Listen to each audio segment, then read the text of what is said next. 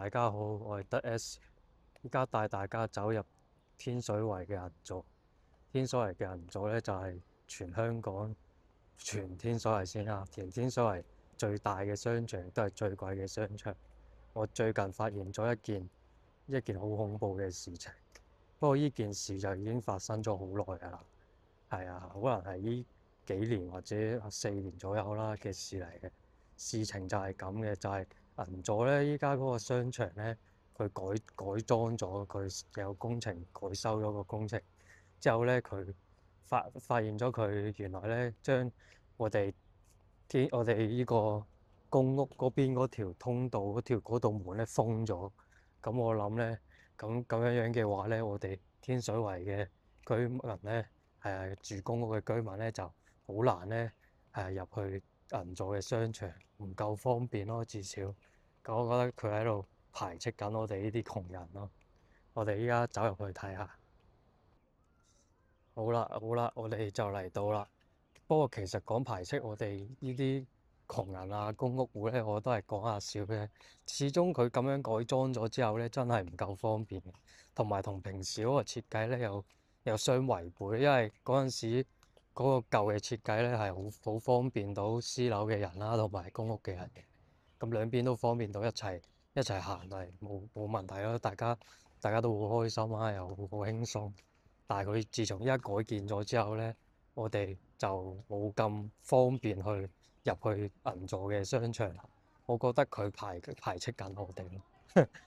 我覺得如果佢開翻道門就會方便好多。佢閂咗嗰度，即係佢封咗嗰道門去做其他商場啊嘅鋪頭啊，呢樣嗰樣啊，我覺得就真係好唔知點樣咯。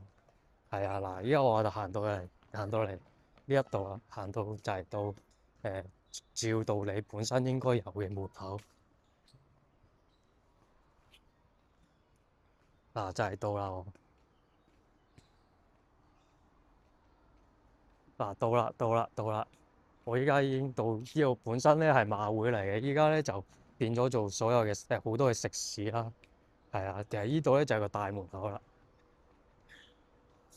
係啊，就咁樣樣，一個大門口咁樣樣整咗出嚟，鎖住咗，鎖實晒。啊，本身呢一度咧就可以直接行入去商場。啊，我依家咁樣樣之後直接行入去。依家行唔到入去咯。就我哋如果住公屋嘅話，行呢條路要點樣樣行去銀座咧？我哋要兜路，或者行呢一條遠啲嘅路，一條咁樣兜入去。咁如果最近係要點咧？就係要行條好偏嘅路，比較入嘅窄嘅，就唔同以前啦。咁我哋行啦。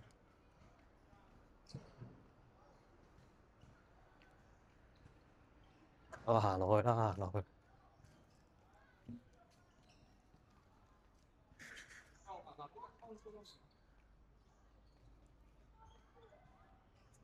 係，我哋就嚟到啦。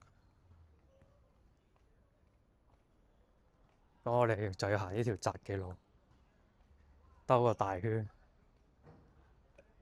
好多人打籃球啦。呢度亦都係全天水圍最高嘅殿堂嚟，打籃球嘅最高殿堂。除咗天秀啦，以前係唔做好多人打籃球嘅，依家唔係，唔知係咪個個返工大啦，就後邊後生嗰啲又冇再接我哋棒，冇再打籃球啦，就少咗好多人打籃球啦，淨係得人練波。啲人練波成日就喺度練，又冇 book 場又練，有 book 場又練，有冇 book 場都話自己 book 咗場。嗱，到啦，咁我哋就要咁樣樣兜條大路。有車。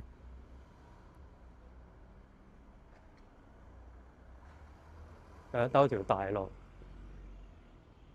兜到嚟呢一度，之後入去，就咁樣先入到銀座商場，就入翻呢個屬於私樓慣用嘅嗰條路，因為私樓如果要入嚟就係要必經呢條路，或者去第二期，即係第二邊。我都唔係好記得邊邊係二期一期啦，咁去第二期嗰度啦，即係第二個佢能再有兩期嘅，係啊，佢就要去第二期，行個馬路再過去，或者直接過完馬路之後就入嚟呢一度。我覺得我覺得依家嗰啲商場嘅設計開始越嚟越反映咗貧富懸殊咯，好唔方便咯。咁我都唔係好認真咁諗嘅啫，只係覺得依樣嘢都幾有趣，可以攞嚟分享俾大家。如果有興趣入嚟天水圍嘅話，我諗你又唔會發覺呢個問題，都唔會阻止到你嘅，因為咧你照道理都應該搭輕鐵落嚟銀座嗰度嘅，輕鐵就喺呢度。你見唔見到啊？有個橙色嘅上蓋，呢個就係輕鐵咯。咁你就跟住私樓嘅路行入嚟，就係咁啦。好，拜拜。